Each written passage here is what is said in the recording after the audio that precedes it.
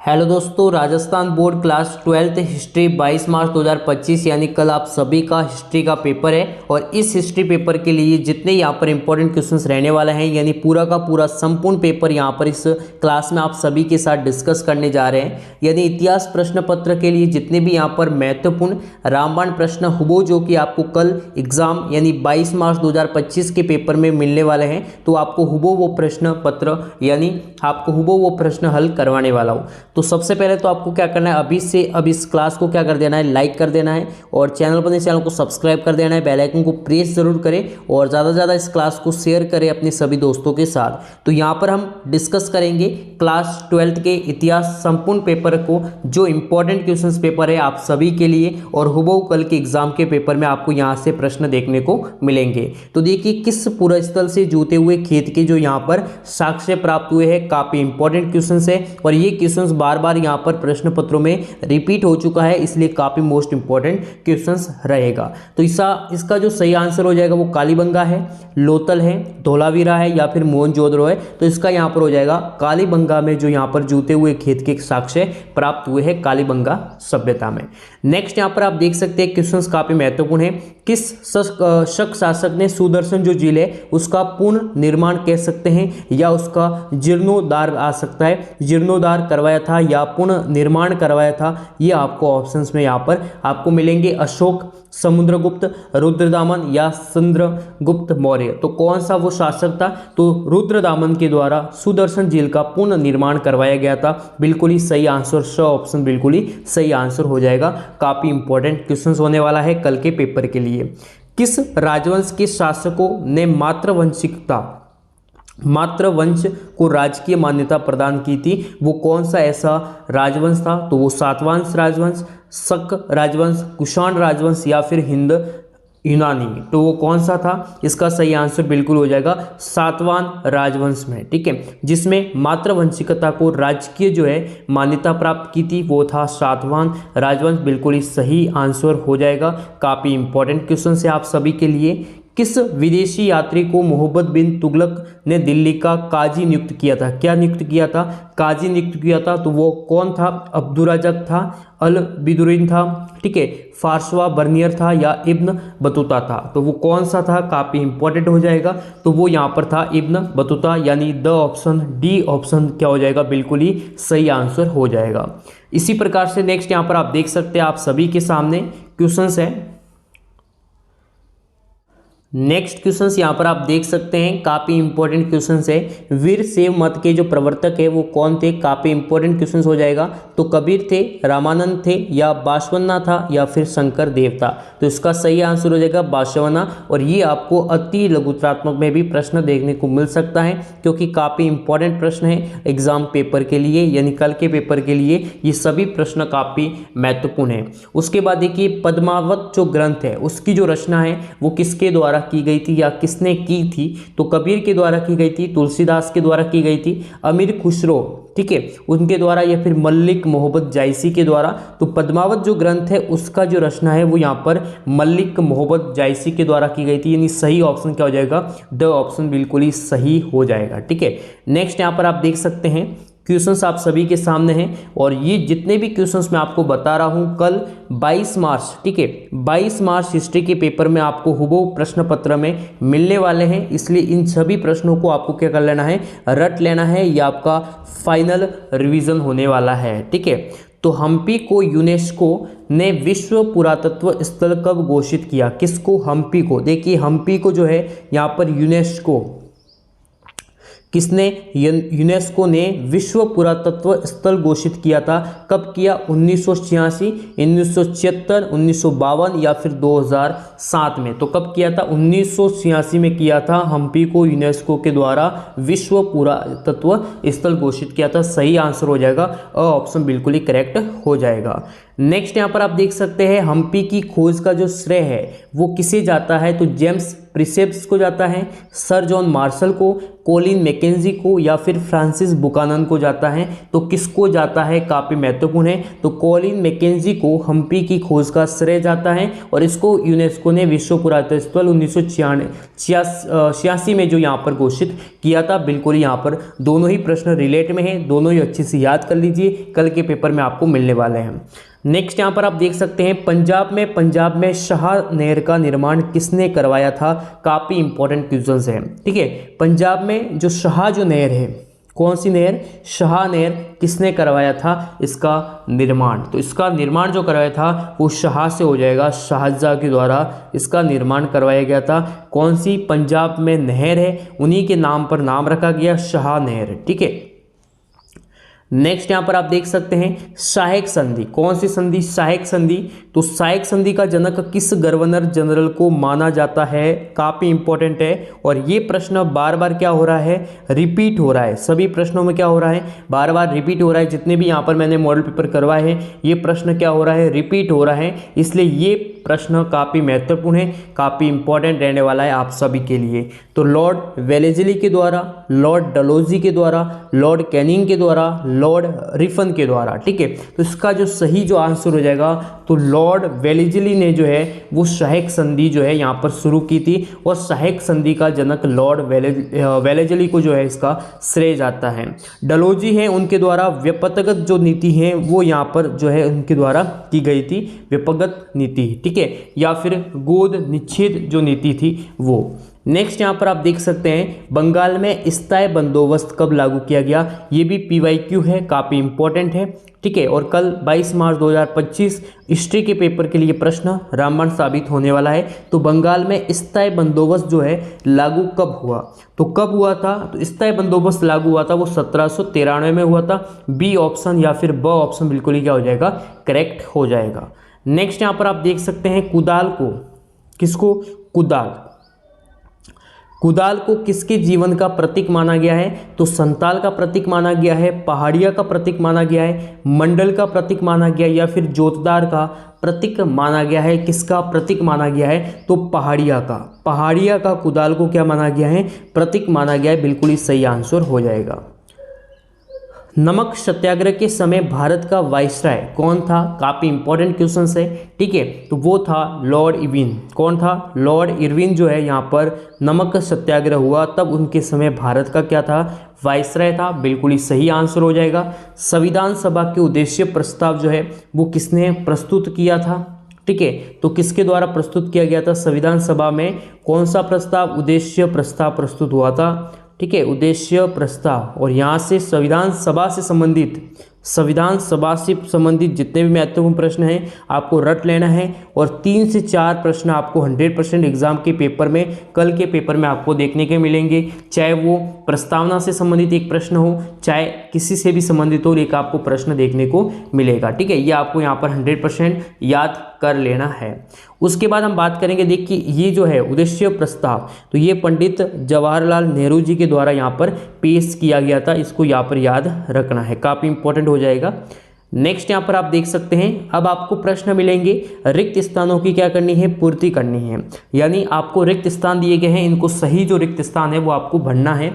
तो देखिए धम्म के प्रचार के लिए अशोक ने नाम विशेष अधिकारियों की नियुक्ति की थी। वो कौन से अधिकारी थे, विशेष अधिकारी थे जो कि धम्म का क्या करते थे, प्रचार करते थे। और अशोक ने उनकी क्या की थी, नियुक्ति की थी। वो थे धम्म महामात। कौन थे, धम्म महामात एक विशेष अधिकारी थे। तो धम्म का क्या करते थे, प्रचार करते थे। क्या करते थे, प्रचार करते थे। ये आपको ध्यान रखना है और यहाँ पर ऑप्शन में आ जाएगा धम्म महामात।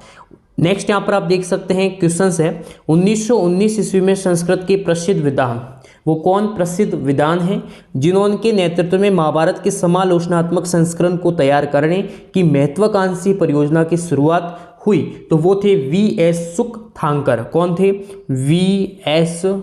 सुकथांकर। कौन थे?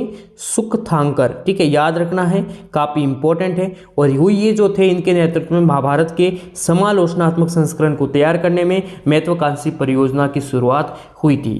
तो ये सभी जो प्रश्न मैं आपको हल करवा रहा हूँ वो कल 22 मार्च 2025 हिस्ट्री के पेपर के लिए क्या होने वाले हैं, रामबाण साबित होने वाले। अभी तक आपने इस क्लास को लाइक नहीं किया है, क्लास को लाइक कर दीजिए, चैनल को सब्सक्राइब करके बेल आइकन को प्रेस कर दीजिए और ज़्यादा से ज़्यादा इस क्लास को शेयर करें अपने सभी दोस्तों के साथ। नेक्स्ट यहाँ पर आप देख सकते हैं महाभारत जो है उनकी मूल जो कथा है उसकी जो रचयिता है वो कौन है। तो इसके जो रचयिता है महाभारत की मूल कथा के वो कौन है? तो वो है भाट सारथी। कौन है? भाट सारथी जो है वो कौन है? मूल कथा के क्या है? रचयिता है। ये आपको ध्यान में रखना है, काफी महत्वपूर्ण प्रश्न है। बौद्ध दर्शन के अनुसार विश्व क्या है? तो बौद्ध दर्शन के अनुसार विश्व जो है अनित्य है। क्या है? अनित्य है, ध्यान में रखना है, काफी इंपॉर्टेंट हो जाएगा। कांस्य में ढाली गई नटराज शिव की प्रतिमाओं का जो निर्माण है वो कौन से शासनकाल में हुआ था? तो वो चोल शासनकाल में हुआ था, ध्यान में रखना है। ठीक है, ये भी काफी इंपॉर्टेंट है। तालीकोटा के युद्ध में विजयनगर की सेना का नेतृत्व किस प्रधानमंत्री ने किया था? तो राम राय प्रधानमंत्री ने किया था। ये भी आपको याद रखना है, काफी इंपॉर्टेंट है। यहाँ पर आ जाएगा राम राय। ठीक है, मुगल जो प्रांत है उसके प्रशासनिक जो मंडल है उसको क्या कहा जाता था? तो उसको कहा जाता था परगना। ये भी इंपॉर्टेंट है, क्या कहा जाता था? परगना। वेरी इंपॉर्टेंट है। ठीक है, ये है वेरी मोस्ट इंपॉर्टेंट क्वेश्चंस है जो कि आपको कल 22 मार्च 2025 हिस्ट्री के पेपर में वो आपको मिलने वाला है। उसके बाद आपको प्रश्न पूछे जाएंगे अति लघुत्रात्मक प्रश्न, ऐसे प्रश्न जिनका यहाँ पर आंसर या तो आप एक शब्द में दीजिए या इनका आंसर आप एक पंक्ति में दे सकते हैं, काफ़ी इंपॉर्टेंट है। ठीक है, तो ऐसे ही मैं आपको प्रश्न बताने वाला हूँ जो कि कल के पेपर में आपको देखने को मिलेंगे, वो आपको एग्जाम के पेपर में देखने को मिलेंगे। ठीक है, तो हड़प्पा सभ्यता के शहरों की सबसे जो अनूठी जो विशेषता है वो आपको बतानी है कि हड़प्पा के जो शहर है उनकी अनूठी जो विशेषता है वो क्या है। तो मैं आपको इसका बहुत ही सटीक आंसर बता रहा हूँ और वही आंसर आपको एग्जाम के पेपर में आपको क्या करना है, लिखना है। एक आप गलती ये करते कि जैसे यहाँ पर बताया है, प्रश्न पूछा गया है कि हड़प्पा सभ्यता के शहरों की क्या बतानी है, आपको अनूठी विशेषता बतानी है। अनूठी का अर्थ होता है विशेष, या कह सकते हैं बहुत ही अलग विशेषता। ठीक है, तो आप इससे 3 से 4 आपको लाइन लिखने की आवश्यकता नहीं है, सिर्फ 2 से 3 जो महत्वपूर्ण जो विशेषता रही है वो आप यहाँ पर बता सकते हैं, अन्य आपको बताने की आवश्यकता आपको नहीं है, ये आपको ध्यान में रखना है। ठीक है, अब हम बात करेंगे हड़प्पा सभ्यता के जो शहर है उनकी सबसे अनूठी जो विशेषता है वो क्या थी। तो उनकी अनूठी जो विशेषता थी, सबसे अनूठी जो विशेषता थी वो ध्यान से पढ़िएगा, नियोजित जल निकास प्रणाली। कौन सी थी? जल निकास प्रणाली, जो कि हड़प्पा सभ्यता में बहुत ही क्या थी, विशेष थी। जल के निकासी के लिए इतनी अच्छी सी प्रणाली की गई थी। दूसरा था नगर नियोजन, नगर का जो नियोजन था वो भी बहुत ही सुव्यवस्थित ढंग से किया गया था। तो ये 2 जो है काफ़ी हड़प्पा सभ्यता के शहरों की क्या थी, सबसे अनूठी विशेषता थी। ठीक है, तो बहुत ही सटीक आंसर हो गया। प्रभावती गुप्त का कौन सा अभिलेख उसके द्वारा दिए गए भूमिदान की पुष्टि करता है? तो वो कौन सा अभिलेख है? तो वो है दंगुन गांव का अभिलेख। कौन है? दंगुन गांव अभिलेख। ये इसका सही आंसर, एक शब्द में आंसर हो जाएगा दंगुन गांव का अभिलेख। ठीक है, बहुत आपको टिप्पणी करने की आवश्यकता नहीं, जो प्रश्न पूछा गया है उसका सटीक एक शब्द में एक पंक्ति में आंसर दे सकते हैं। वर्ण व्यवस्था का सर्वप्रथम उल्लेख कौन से ग्रंथ में मिलता है? यानी कौन से ग्रंथ में सबसे पहले वर्ण व्यवस्था का क्या मिलता है, उल्लेख मिलता है? तो ऋग्वेद के 10वें मंडल के पुरुष सूक्त में, यह ध्यान रखना है, या फिर आप ऋग्वेद भी कर सकते हैं, लेकिन ऋग्वेद के 10वें मंडल में, किसमें? 10वें मंडल में जो है आपको पुरुष सूक्त में, किसमें? पुरुष सूक्त में जो है यहाँ पर इस वर्ण व्यवस्था का सबसे पहले क्या मिला है, उल्लेख मिला है। नेक्स्ट यहाँ पर आप देख सकते हैं पितृवंशिकता का अर्थ स्पष्ट करना है कि पितृवंशिकता क्या है, और उसी के जैसा एक शब्द है पूछा जा सकता है मातृवंशिकता। ठीक है, और ऊपर एक प्रश्न भी हमने ऑब्जेक्टिव में पढ़ा था। तो पितृवंशिकता किसे कहते हैं, मातृवंशिकता किसे कहते हैं, दोनों की परिभाषा आनी चाहिए। कल के पेपर में आपको ये प्रश्न आपको देखने को मिलेगा। तो पितृवंशिकता का वह वंश परंपरा ऐसी वंश परंपरा, ये ध्यान रखना है, बहुत ही सटीक मैं आपको परिभाषा बता रहा हूँ, वो परिभाषा एग्जाम के पेपर में, कल के पेपर में मिलनी है, ठीक है, वो लिखनी है। वह वंश परंपरा जिसमें पिता के बाद पुत्र, फिर पौत्र, फिर प्रपौत्र आदि से चलती थी, उन्हें उत्तराधिकार प्राप्त होता था। और वही जो प्रथा है वो कैसी होगी, पितृवंशिकता परंपरा होगी, ठीक है। यानी पहले पिता, उसके बाद उसका पुत्र उत्तराधिकारी होगा, उसका प्रपौत्र होगा, ठीक है। यानी पुरुष संतात्मक जो होगी उसमें विशेषता होगी, वही जो है यहाँ पर क्या होगा, पितृवंशिकता होगी। पिता के वंश से चल रहा, ठीक है, पिता के वंश से चल रहा जो यहाँ पर वंश परंपरा है वही क्या होगी, पितृवंशिकता होगी। फिर है सांडाल कौन थे, काफी इंपॉर्टेंट है कि सांडाल जो है वो कौन थे, तो मृतकों की अंत्येष्टि करने वाले, मृत पशुओं को छूने वाले जो लोग थे, जो प्राय नगर या बस्ती से जो बाहर रहते थे, उन्हें क्या बोलते थे, चांडाल बोलते थे। ये आपको ध्यान में रखना है, काफी इंपॉर्टेंट हो जाएगा। उसके बाद देखिए अल बिरुदीन, ठीक है, अल बिरूनी के यात्रा वृत्तांत का आपको नाम बताना है, उनका जो यात्रा वृत्तांत था उसका क्या नाम था, काफ़ी इंपॉर्टेंट क्वेश्चन हो जाएगा कल के पेपर के लिए। तो उनका जो यात्रा वृत्तांत था वो था किताब उल हिंद, ठीक है। और बार बार प्रश्न आ रहा है, और ये प्रश्न आपको ऑब्जेक्टिव में भी मिल सकता है, क्या नाम था, किताब उल हिंद, जो कि अल बिरूनी का क्या था, यात्रा वृत्तांत था, यात्रा करने की उसमें यहाँ पर वार्ता है, ठीक है। खानका से आप क्या समझते हैं, क्या नाम आया है, खान का, तो इसका अर्थ क्या है, खानका है क्या, तो सूफी संतों के रहने का जो स्थान है, कौन से संत, सूफी संत, ठीक है, सूफी जो संत थे उनके संतों के रहने का जो स्थान है उसे बोलते हैं खानखा। जो सूफियों के सामाजिक जीवन का क्या था, केंद्र बिंदु था, यानी जो सूफी थे उनके सामाजिक जीवन का क्या था, केंद्र बिंदु था, इन्हें बोलते थे खानका। ये भी आपको ध्यान में रखना है। नेक्स्ट यहाँ पर आप देख सकते हैं विजयनगर राज्य की राजधानी का स्थान चयन किससे प्रेरित था, ये भी काफ़ी इंपॉर्टेंट है, ठीक है। जो विजयनगर की राजधानी का जो स्थान है वो चयन किससे प्रेरित था, काफ़ी महत्वपूर्ण प्रश्न है आप सभी के लिए। तो उसका जो था वो उनका स्थान चयन, जो संरक्षक जो देवता थे विरूपाक्ष, ठीक है, विरूपाक्ष याद रखना है, विरूपाक्ष, और एक और थे, ठीक है, पंपा देवी, इन दोनों के मंदिरों के अस्तित्व से प्रेरित होकर, इनके मंदिरों के अस्तित्व से प्रेरित होगा जो यहाँ पर इनकी राजधानी का चयन था। A bunch of old letters, यानी पुराने पत्रों का पुलिंदा का संकलन जो है वो किसने किया है, ये भी काफ़ी इंपॉर्टेंट है, तो वो किया है जवाहरलाल, ठीक है, पंडित जवाहरलाल नेहरू जी के द्वारा किया गया है, ठीक है। ये भी काफ़ी महत्वपूर्ण प्रश्न है। A bunch of old letters, पुराने पत्रों का पुलिंदा का संकलन पंडित जवाहरलाल नेहरू जी के द्वारा किया गया है। मुस्लिम लीग द्वारा प्रत्यक्ष कार्रवाई दिवस, कौन से कार्रवाई दिवस, प्रत्यक्ष कार्रवाई दिवस जो है वो कब मनाया जाता है, तो इसका सही आंसर हो जाएगा 16 अगस्त 1946 को, ठीक है, ये इसका यहाँ पर सही आंसर हो जाएगा। कब मनाया गया, ठीक है, कब मनाया गया है, 16 अगस्त 1946 को इसका सही आंसर हो जाएगा।